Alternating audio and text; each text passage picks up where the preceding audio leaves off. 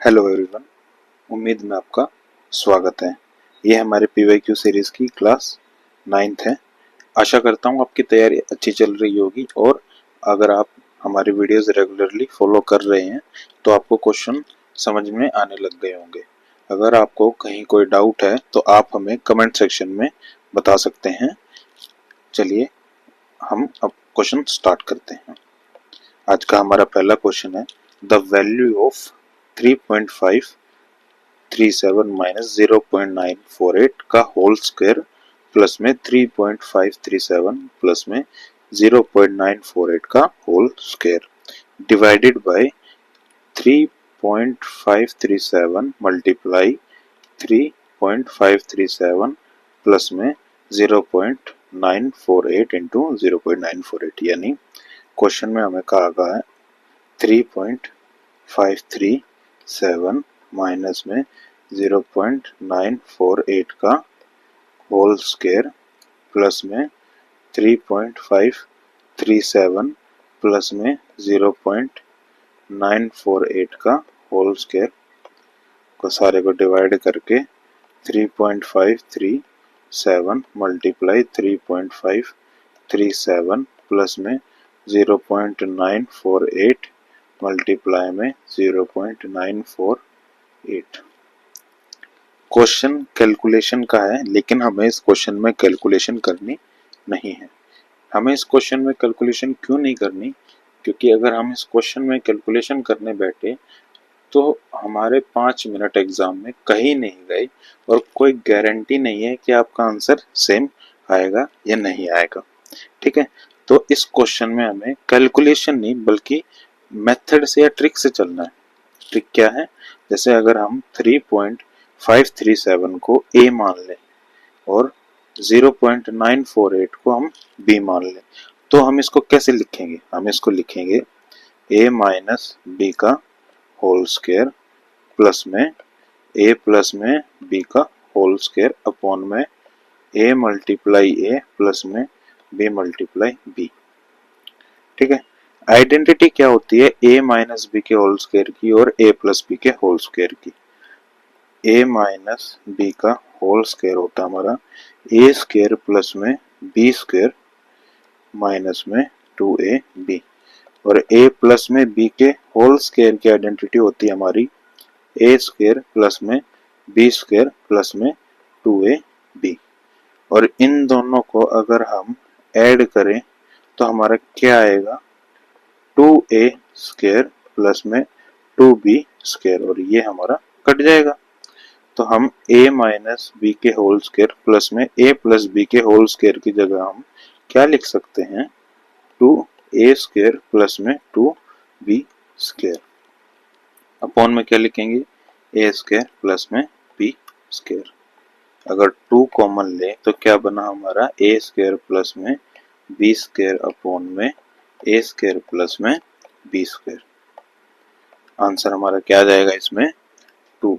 तो अब आप हमें ये बताइए कि क्या इस क्वेश्चन में एक्चुअल में कैलकुलेशन करने की जरूरत थी, या सिर्फ अगर आपको ये दो आइडेंटिटी पता होती तो आप इस क्वेश्चन को आसानी से सॉल्व कर लेते। ज्यादा लंबा क्वेश्चन नहीं है, मात्र आपका ये 20 सेकंड लेता। नेक्स्ट क्वेश्चन पे चलते हैं। The average of 3 consecutive odd number is 12 more than 1/3 of the first of these number. What is the last number among the 3? यानी 3 odd नंबर है, consecutive odd नंबर है, यानी आप आगे पीछे जैसे 1, 3 और 5, 9, 11 और 13 ये consecutive फॉर्म होती हैं। odd नंबर वो होते हैं जो 2 के मल्टीपल नहीं होते। ठीक है, तो हम लेट करेंगे 3 नंबर को, क्या?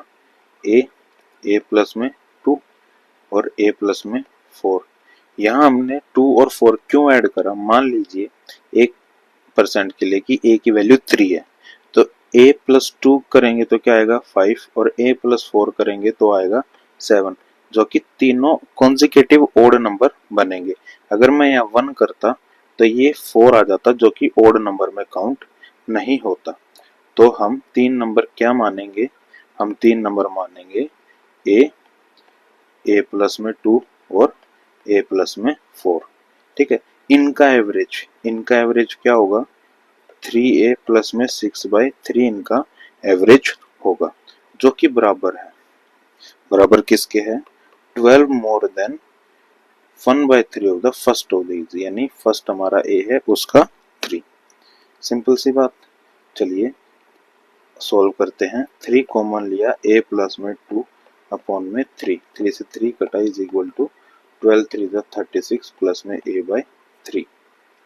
ठीक है, a प्लस में 2 इज इक्वल टू 36 प्लस में a/3। 3 को उस तरफ लेके गए तो हमारा बना 3a प्लस में 6 इज इक्वल टू 36 प्लस में a, और a इस तरफ आके हमारा बना 2a, और 36 माइनस 6 हमारा बना 30 is equal to 2a। a की वैल्यू आई हमारी 15। तो a की वैल्यू अगर हमारी 15 है तो सेकंड नंबर हमारा हुआ 17, थर्ड नंबर हुआ हमारा 19। पूछा क्या है, the last number of the four among 3, last number होगा हमारा 19। ठीक है, चलिए नेक्स्ट क्वेश्चन पे चलते हैं। If x and y is equal to 3:5 then the value of, यानी हमें बोल रहा है x बाय y की है हमारी 3/5।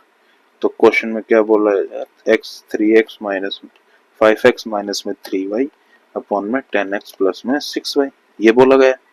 तो हम इसमें x की वैल्यू 3 और y की वैल्यू 5 मान लेंगे और क्वेश्चन में पुट कर देंगे।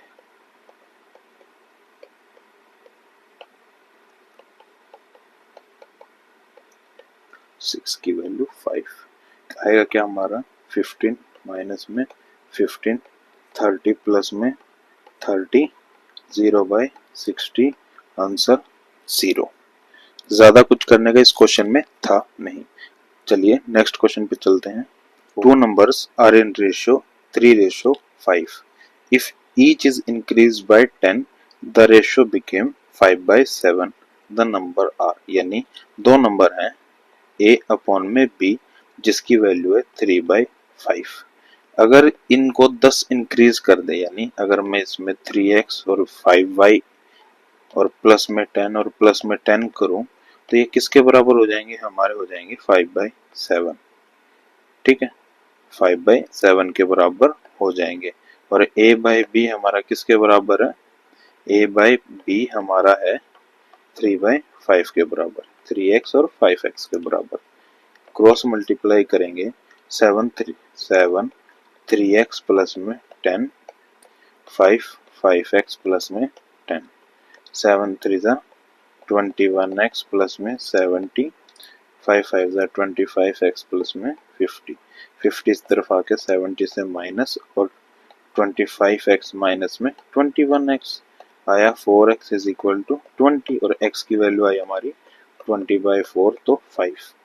और नंबर क्या होंगे हमारे, x की वैल्यू करके 5 3 15 और 5 5 25। नेक्स्ट क्वेश्चन है हमारा, टी वर्थ ₹126 पर केजी, यानी एक चाय है जिसकी कीमत 126 रुपए पर किलो है और दूसरी चाय है जिसकी कीमत 135 पर किलो है। किसी तीसरी चाय के साथ मिक्स किया जिसकी वैल्यू x मान लेते हैं, और वो किस रेशियो में मिक्स किया, 1:2 में किया। If the mixture of is worth, यानी जो सम्मिश्रण है तीनों चाय का मिला के वो 153 रुपए पर किलो है, the price of the third party. यहाँ अभी तक हमने पिछले की क्लासेस में सिर्फ दो को ही मिक्स किया था, या दो मेटल्स को, दो कंपोनेंट्स को, मिल्क वाटर को। यहाँ आया 3 सेम जिनके प्राइस अलग अलग हैं। तो इस क्वेश्चन में हमें क्या करना चाहिए, इस क्वेश्चन में हमें जो इनकम है, इनकम वाले जो पार्टनरशिप वाले, उस मेथड से क्वेश्चन को सोल्व करना चाहिए। जैसे T1 T2 T3 पहले कितने की, 126, दूसरी 135, तीसरी है x। ठीक है, 126 किस रेशियो में, एक रेशियो में, 135 एक रेशियो में और 2 रेशियो में। ठीक है, तो हमारा क्या आएगा, 126, 135 5 और 2x। अब इन तीनों को मिक्सचर के तीनों को ऐड करके 126 प्लस में 135 प्लस में 2x, टोटल क्वांटिटी कितनी में 211 यानी 4 में, और इनका एवरेज कितना है 153। यही तो है कि भाई तीनों का एवरेज निकाल के और 153 के बराबर एवरेज आ गया। ठीक है, अब इसको सॉल्व करेंगे तो आएगा हमारा 153 4 जा 612 इज इक्वल टू 261 प्लस में 2x। अब 2x को यहीं रखते हुए 612 माइनस में 261 और 2x इज इक्वल टू 351 और x की वैल्यू आएगी हमारी 175.50 जो कि हमारा आंसर होगा। क्वेश्चन को ध्यान से पढ़िए, क्वेश्चन क्या कहना चाहता है। ठीक है, नेक्स्ट क्वेश्चन पे चलते हैं। 5% of A is equal to 15% of B and 10% income of B is equal to 20% of income of C. If the C income is, यानी 5% जो A की तनख्वाह है वो B के 15% के बराबर है और 10% जो B की तनख्वाह है वो C के 20% के बराबर है। C की वैल्यू हमें 2000 दे रखी है, हमें इन तीनों का सम निकालना है। तो चलिए क्वेश्चन के हिसाब से चलते हैं। क्वेश्चन क्या कहता है, 5% हटा के 100 of A is equal to 15% of B। ठीक है, तो कट करने के बाद आया A is equal to 3B। ठीक है, अब क्या बोला है, B 10% of B income is equal to 20% of C। Solve करने के बाद आएगा B is equal to 2C और C की वैल्यू हमें क्या दे रखी है, C की वैल्यू हमें दे रखी है 2000 और C की वैल्यू 2000 है तो B की वैल्यू क्या होगी 4000, तो B की वैल्यू 4000। अब B की वैल्यू 4000 है तो A की वैल्यू क्या होगी 3 इंटू 4000 जो कि हो जाएगी 12000। टोटल हमारा क्या आएगा 4 2 2 8 और 1 यानी 18000 हमारा आंसर आ जाएगा। चलिए नेक्स्ट क्वेश्चन पे चलते हैं। Shri Ramlal purchase a TV set for 12500। Shri Ramlal ने एक टीवी खरीदा जो कि 12500 रुपए का था, साथ ही स्पीकर भी खरीदा और इंस्टॉलेशन का भी खर्चा आया, ट्रांसपोर्टेशन का भी खर्चा आया। तो ट्रांसपोर्टेशन उसका पड़ा 300 रुपए का और इंस्टॉलेशन उसका खर्चा आया 800 रुपए का। तो टोटल उसको वो सामान पूरा मिला के किस कॉस्ट प्राइस पे पड़ा, 12500, 300 और 800, तो ऐड करके आएगा 16 और तो कॉस्ट प्राइस उसकी क्या पड़ी 13600। ठीक है, और अब उसने क्या बोला, at what price should he sell it as to earn an overall profit of 15%, यानी उसे 15% का प्रॉफिट चाहिए। या तो हम इसे डायरेक्ट ऐसे करें कि भाई 13600 हमारा 100% है तो इसका 15% यानी 115% क्या होगा, सिंपल 136 मल्टीप्लाई बाय 115। चलिए 136 115 5 6 30 0 कैरी 3 18 का 8 कैरी 1 5 1 जा 5 और 6 136 0 14 कैरी 1 10 16 का 6 कैरी 1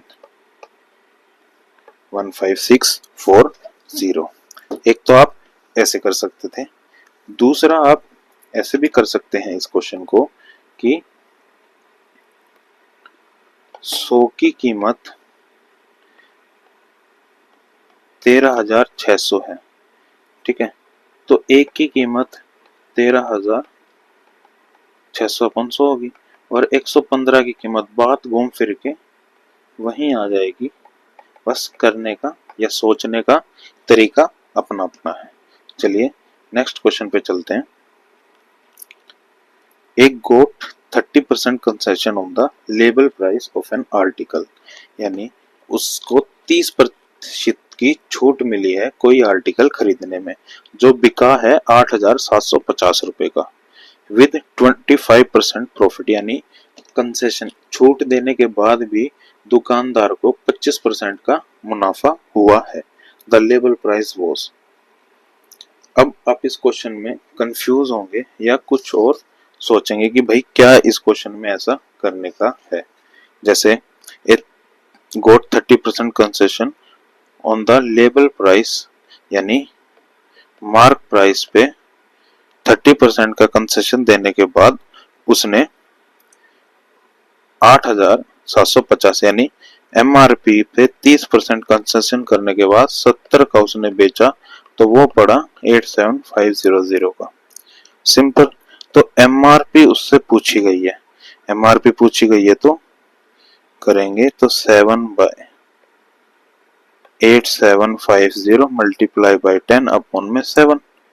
ठीक है, 7 से डिवाइड करेंगे, 7 1 जा 7, 7 2 जा 14 और 12,500 लेवल प्राइस था। ठीक है, अब आप ये सोचेंगे कि भाई इस पर 25% का क्या छूट था या फिर इसकी क्या करने की जरूरत थी या क्या देने की जरूरत थी। जरूरत कुछ नहीं थी, आपको बस कंफ्यूज करना था या फिर आपकी कैलकुलेशन लंबी करनी थी ताकि आप प्रॉफिट निकालो या क्वेश्चन करो। सिंपल। क्वेश्चन को मैं आपको बार बार बोलता हूँ, क्वेश्चन को 2 से 3 बार जरूर पढ़ें अगर आपके पास टाइम है, वरना 2 बार तो जरूर पढ़ें।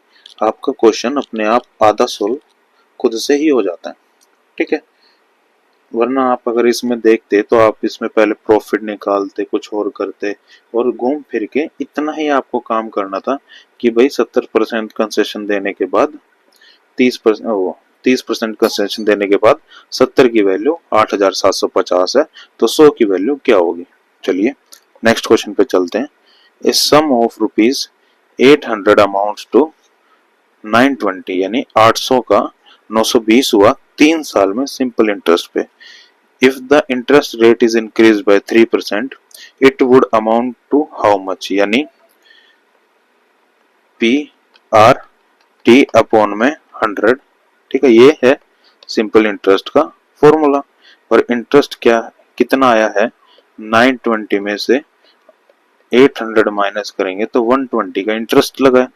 तो प्रिंसिपल कितना है 800, रेट कितना है R। ठीक है, और टाइम कितना है 3 अपॉन में 100 आया है 120। रेट क्या होगा 120 अपॉन में 3 इंटू में 8, 4 2 जा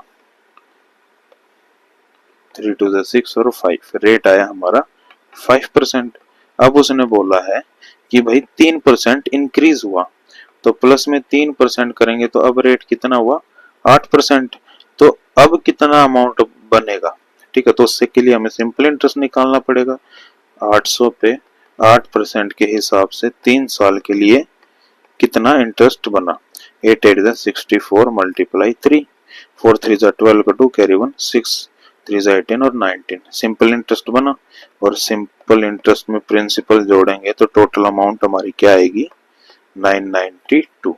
या मैं लिख भी देता हूं, अमाउंट इंटरेस्ट प्लस में प्रिंसिपल, तो 992 हमारा आंसर हो जाएगा। नेक्स्ट क्वेश्चन पे चलते हैं। The sum of money double itself in 4 year at compound interest it will amount to 8 time itself at the same rate of interest, यानी चक्रवर्ती ब्याज पे 4 साल में वो जो राशि थी या प्रिंसिपल था वो दुगना हो जाता है। तो अगर हम बोले प्रिंसिपल कंपाउंड इंटरेस्ट का जो फॉर्मूला होता है P1 प्लस R अपॉन में 100 अपॉन में N is equal to amount. ठीक है, अमाउंट कितनी थी हमारी 2P हो गई, यानी दुगना हुआ ना अमाउंट। इंटरेस्ट प्लस में प्रिंसिपल, इंटरेस्ट कितना है प्रिंसिपल जितना ही तो 2P हो गया, और 1 प्लस में R अपॉन में 100 कितने साल में 4 साल में, तो 4 रख देंगे। P से P कटा, 1 प्लस R बाय 100 की पावर 4 की वैल्यू कितनी आई 2। ठीक है, आगे चलते हैं। It will amount to 8 time itself at the, यानी 8 गुना कितना होगा? अगर मैं बोलूं P 1 प्लस आर अपॉन में 100 की power n is equal to 8p, 8 time. ठीक है, तो P से P कटा, यानी अब ये 8 आया, 8 को हम क्या लिख सकते हैं? 2 की पावर 3। ठीक है, 8 को हम क्या लिख सकते हैं? 2 की पावर 3। और 2 को हम क्या लिख सकते हैं? 1 प्लस आर अपॉन में 100 4। ठीक है, जिसका होल पावर 3 था। ठीक है, जिसका होल पावर 3 था, जो कि था 1 प्लस आर अपॉन में 100 अपॉन में n के बराबर। आइडेंटिटी देखें, a की पावर m ब्रैकेट में n तो हो जाता है a m इंटू n, तो 4 3 जा 12, यानी 1 प्लस आर अपॉन में 100 की power 12 is equal to 1 plus r upon में 100 n। तो n की वैल्यू क्या हो जाएगी हमारी? n की वैल्यू हो जाएगी हमारी 12। ठीक है, चलिए नेक्स्ट क्वेश्चन पे चलते हैं। 8 people complete a work in 5 days, then how many days will be taken by 10 people to finish the same work? 8 आदमी 5 दिन में कोई काम करते हैं तो टोटल काम कितना होगा? ठीक है, तो 10 आदमी कितने दिन में करेंगे? 10 आदमी x दिन में करेंगे, x की वैल्यू निकालेंगे, बस 10 आदमी 4 दिन में सारा काम कर देंगे, क्योंकि काम तो इक्वल ही है। ठीक है, चलिए नेक्स्ट क्वेश्चन पे। 2 pipe A and B can fill a tank in 15 and 20 minutes, यानी A 15 में, B 20 में। तो टोटल कितनी देर में भरेंगे? 60 में भरेंगे, क्योंकि 15 और 20 का एलसीएम 60 होता है। तो A कितने यूनिट में भरेगा? 1 मिनट में कितने यूनिट भरेगा? 1 मिनट में 4 यूनिट भरेगा। और B कितने मिनट में, 1 मिनट में कितने यूनिट भरेगा? वो 3 भरेगा। और ये मिलके दोनों कितने, 1 मिनट में 7 यूनिट भरेंगे। आगे चलते हैं। Both the pipes are open together after 4 minute, यानी 4 मिनट तक 7 की यूनिट से 28 यूनिट काम उन्होंने कर लिया। अब कितना काम बचा? 60 में से बचा हमारा 32 यूनिट बचा। Pipe A is turn off, यानी पाइप ए जो है बंद हो गया। What is the total time? Total time पूछा है, तो बी ने उस टंकी को भरने में कितना टाइम लिया? 23/2 मिनट। पर यहाँ तो टोटल टाइम पूछा है ना, और टोटल टाइम निकालने के लिए हमें वो 4 मिनट भी ऐड करने पड़ेंगे, जो ए और बी ने दोनों ने मिलके किया था। तो अगर हम एलसीएम ले 3 12 प्लस में 32 आएगा हमारा 44/3, और इसको डिवाइड करने पे आएगा हमारा 44 डिवाइड बाई 3, तो 3 1 जा 3 1 4 3 4 जा 12 और 2.6 समथिंग, तो 14.40 आंसर हमारा होगा। Next question. A motorist travel between 2 towns, यानी एक बाइक पे सवार आदमी टाउन ए से टाउन बी में सफर करता है। टाउन ए से टाउन बी कितनी दूर है? 65 किलोमीटर दूर है। ठीक है, in 2 hour 10 minute the speed in metre per minute. यहाँ देखिए मीटर पर मिनट पूछिए, ना किलोमीटर पर आवर ना मीटर पर सेकंड। तो 65 को हमें पहले करना पड़ेगा मीटर में। 1 किलोमीटर में होते हैं हमारे 1000 मीटर या 1000 मीटर। ठीक है, और 2 आवर 10 मिनट को मिनट में कन्वर्ट करना पड़ेगा, क्योंकि मिनट बोला है।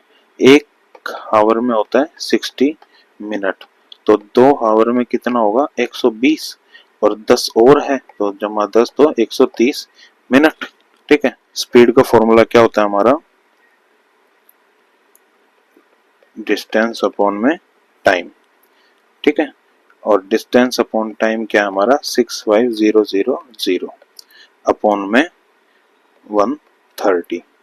सिंपल, 0 से 0 कटा, 13 5 जा 65, तो 500 हमारा मीटर पर मिनट आंसर आएगा।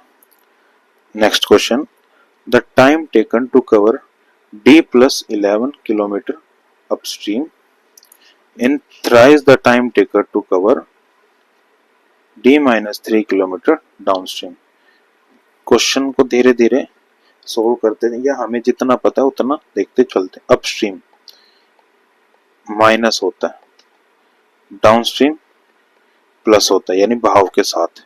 If the ratio of the speed of the boat in upstream to the downstream, यानी अगर अपस्ट्रीम होता है x माइनस वाई और डाउनस्ट्रीम होता है x अपॉन में y, अपस्ट्रीम टू डाउनस्ट्रीम है 3/7, सिंपल। तो आगे चलते हैं। And time taken to cover D+18 kilometre downstream in 2 hour, speed is equal to distance upon time. Distance क्या है, D+18 डाउनस्ट्रीम में, तो x प्लस में y कितने में, 2.5 आवर में। ठीक है, इसको भी हम साथ रख के चलते हैं। What will be the speed of the current. ये क्वेश्चन थोड़ा टाइम लेगा, आपको सब्र के साथ चलना होगा। ठीक है, पहले तो हम x और y की रेशियो निकाल लेते हैं।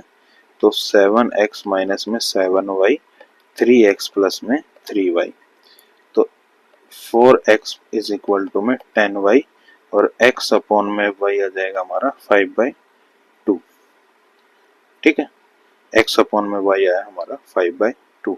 अब क्या बोला है उसने बोला है d प्लस में 11 और x माइनस y। अपस्ट्रीम की बात हो रही है, d प्लस में 11 थ्राइस कितना टाइम, d माइनस में 3 अपॉन में x प्लस में y। ठीक है, यानी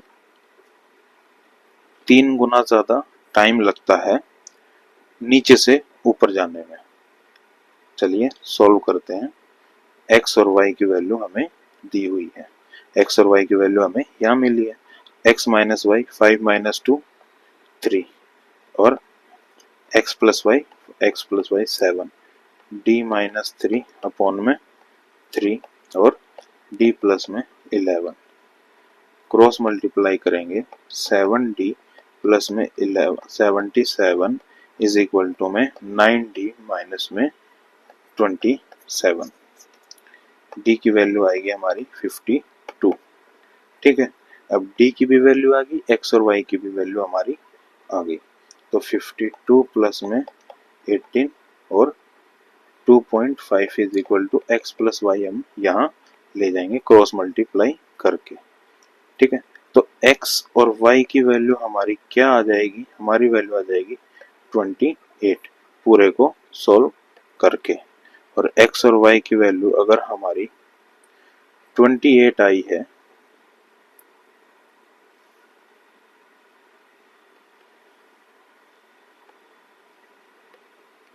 x प्लस में y की वैल्यू आई है हमारी 28।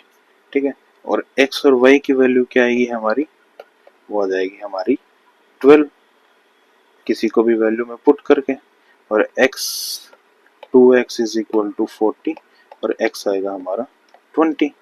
अब x 20 है तो y हमारा क्या आएगा, 8 आएगा। ठीक है, अब x की वैल्यू और y की वैल्यू हमें पता है। What will be the speed of the current. तो स्पीड की वैल्यू क्या थी हमारी, स्पीड की वैल्यू थी हमारी, करंट की वैल्यू थी 8। क्वेश्चन थोड़ा कॉम्प्लिकेटेड है, पर अगर आप इस क्वेश्चन को अगर आपको एक बार में समझ में नहीं आता है तो आप इसको दोबारा देखिएगा और क्वेश्चन को समझने की कोशिश करिएगा कि वो आपसे क्या क्या कहना चाहता है। इस क्वेश्चन में उसने आपसे काफी वैल्यू निकालने को बोला है, जो कि आपका 1 मिनट तो आराम से लेगा। चलिए अब कुछ क्वेश्चंस हम स्टैट के भी देख लेते हैं। क्वेश्चन हमारा, the parameter of the base of A right circular cylinder is 44, यानी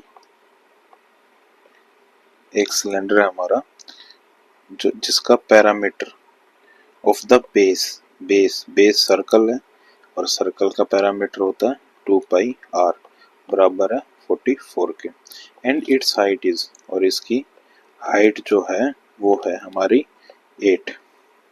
the volume of the cylinder, यानी वॉल्यूम हमसे पूछा गया। अब वॉल्यूम क्या होता है हमारा, पाई आर स्क्वायर एच। फॉर्मूले हमारे सामने हैं, वैल्यू पुट करनी है और आंसर निकालना है। आर निकाल लेते हैं पहले, 44 अपॉन में 2 पाई, 44 अपॉन में 2 मल्टीप्लाई 22 अपॉन 7। रेडियस क्या है हमारा 7, ठीक है। और अब इसको पुट करेंगे हम वॉल्यूम में, 7 मल्टीप्लाई 8, 7 से 7 कटा तो आया 22 इंटू में 7 इंटू में 8, जो क्या आएगा हमारा 8 7 56 इंटू में 22, 56 और 22, 6 2 12 का 2 कैरी 1, 5 2 10 और 1 11, 1 1 2 आया 2 3 2 1, 1232 सेंटीमीटर क्यूब हमारा आंसर होगा। नेक्स्ट क्वेश्चन पे चलते हैं। इफ 4m स्क्वायर प्लस में 10mn माइनस में 8m प्लस में 9n स्क्वायर माइनस में 12m is equal to am plus bn का ब्रैकेट और am प्लस bn माइनस में 4, then the volume of a cube plus में b क्यूब, यानी a cube plus में b cube की value हमें बतानी है, a की और b की क्यूब की। a प्लस b के क्यूब की वैल्यू क्या होती है, a plus a cube, b cube की क्या वैल्यू होती है, a प्लस में b, a स्क्वायर प्लस में b स्क्वायर माइनस में ab, ये a क्यूब प्लस में b क्यूब की वैल्यू होती है। वहीं आप देखें अगर तो a की वैल्यू यहाँ क्या होगी, a प्लस में b, ठीक है, और ए एम प्लस में बी एन। तो अगर मान लो ये 2m स्क्वायर है, 4m स्क्वायर है, तो इसको हम 2m स्क्वायर कर देंगे और यहाँ सिंगल में m है, तो a की वैल्यू यहाँ 2 होगी। ये ध्यान से देखिए, इक्वेशन को इक्वल करने की कोशिश कीजिए। वहीं 9n स्क्वायर है, यानी 3n का होल स्क्वायर, ठीक है, 3n का होल स्क्वायर है और n के साथ b में क्या है, 3 है हर जगह, तो b की वैल्यू क्या होगी हमारी 3 होगी। और इससे ने पूछा क्या हमसे, a क्यूब प्लस में b क्यूब, जो कि होगा 2 की पावर क्यूब प्लस में b 3 की पावर क्यूब, 8 प्लस में 27, आंसर 35। क्वेश्चन में कंफ्यूज नहीं होना है, ये देखना है कि कंपैरिजन हम किसके साथ कर रहे हैं और कौन सी ऐसी वैल्यू है जो उससे रिलेट करती है। नेक्स्ट क्वेश्चन पे चलते हैं। If a minus 1 by is equal to root 21, then a square plus में 1 by a स्क्वायर, और इसको निकालने के लिए हम क्या करेंगे, स्क्वायर कर देंगे बोथ साइड। a माइनस 1 का स्क्वायर इज इक्वल टू में रूट 21 का होल स्क्वायर आएगा, a स्क्वायर प्लस में 1 by a स्क्वायर माइनस में 2 इज इक्वल टू में 21, जो कि हो जाएगा a स्क्वायर प्लस में a स्क्वायर 2 उस तरफ जाके प्लस में 23, यानी इसकी वैल्यू आई 23, ठीक है। a प्लस 1 बाय a की वैल्यू अब हमें निकालनी है। एक तो डायरेक्ट फॉर्मूला होता है, अगर आपको डायरेक्ट फॉर्मूला याद नहीं आता है तो आप इस तरीके से भी इस क्वेश्चन को कर सकते हैं। जैसे a प्लस 1 बाय a का अगर मैं होल स्क्वायर लूं तो वो क्या होगा, a स्क्वायर प्लस में 1 बाय a स्क्वायर प्लस में 1, ठीक है। a square plus 1 by a square की वैल्यू हमें क्या दे रखी है, हमें दे रखी है 23, 2, ठीक है, और प्लस में 2 is equal to a plus 1 by a का होल स्क्वायर, और ये आएगा 25 अंडर रूट, क्योंकि स्क्वायर उस तरफ जाके अंडर रूट, और a plus 1 by a plus 1 by a की वैल्यू आ जाएगी 5, 23 5 जा 115, ठीक है। चलिए नेक्स्ट क्वेश्चन पे चलते हैं। Let y is equal to 597 multiply 10 की पावर 22 प्लस में 7 73.5 multiply 10 की power 21 when y is expressed in standard form as 6.0435 into 10 की power n then the value of n। Question solve करना है पर कैलकुलेट नहीं करना, ठीक है। कहीं आप कैलकुलेट करने लग जाओ 10 की पावर 22 10 की पावर 21, सिंपल क्या करना है 597 मल्टीप्लाई 10 की पावर 22 प्लस में 73.5 मल्टीप्लाई 10 की पावर 21। 10 की पावर 21 को अगर कॉमन ले लें तो यहाँ क्या बचेगा 597 मल्टीप्लाई 10 प्लस में 73.5 यानी 5970 प्लस में 73.5 ऐड करने पाएगा 3 और 5970 73.5 तो 0.53 14 0 और कैरी यानी 6043.5 मल्टीप्लाई 10 की पावर 21, ठीक है।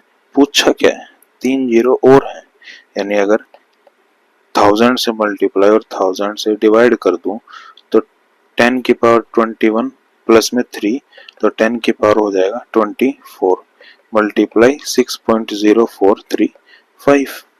पूछा क्या है 10 की पावर n, n किसके बराबर है 24 के। वीडियो को ज़्यादा लंबी ना करते हुए आज की क्लास हम यहीं ख़त्म करते हैं। अगर आपको हमारी क्लास पसंद आती है तो आप हमें कमेंट सेक्शन में बता सकते हैं, जिससे हमें आगे क्लास बनाने या आगे क्वेश्चन करने में थोड़ा मोटिवेशन होता है, ठीक है। और आप अपने दोस्तों के साथ भी क्लास को शेयर कर सकते हैं। Thank you.